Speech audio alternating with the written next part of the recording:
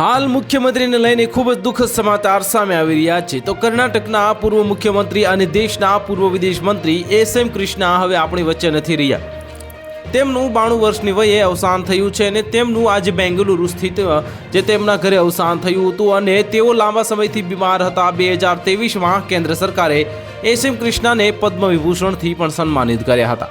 હાલમાં તેઓ ભાજપ સાથે જોડાયેલ હતા અને રાજ્યના મુખ્યમંત્રી સહિત ભાજપ અને કોંગ્રેસના ઘણા નેતાઓએ એસ એમ કૃષ્ણાના નિધન પર શોક વ્યક્ત કર્યો છે।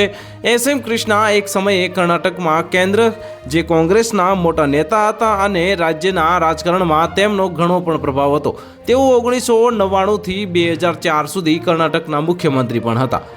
બાદમાં તેઓ મનમોહન સિંહના નેતૃત્વવાળી કોંગ્રેસ સરકારમાં વિદેશ મંત્રી જે પણ રહ્યા હતા અને માર્ચ 2017માં તેઓ કોંગ્રેસ છોડીને ભાજપમાં જોડાયા હતા અને એસ એમ કૃષ્ણા એ 1960ની આસપાસ તેમની રાજકીય ઇનિંગ્સ શરૂ કરી હતી અને 1962માં તેમણે મધુર વિધાનસભા જે બેઠક પરથી સ્વતંત્ર ઉમેદવાર તરીકે ચૂંટણી લડી હતી અને કોંગ્રેસના ઉમેદવારને હરાવીને ચૂંટણી જીતી હતી।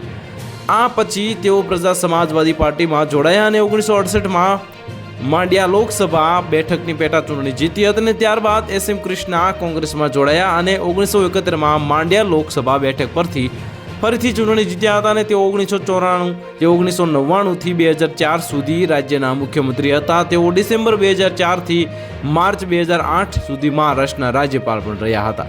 તો હાલ માટે આટલું જ। મળીશું નવી અપડેટ સાથે। જો તમને અમારા વિડીયો પસંદ આવતા હોય તો વિડીયોને લાઇક કરી દેજો, ચેનલને સબસ્ક્રાઇબ કરી બાજુમાં આવેલા બેલ આઇકનને દબાવી દો જેથી તમને આવા સમાચારની અપડેટ મળતી રહે।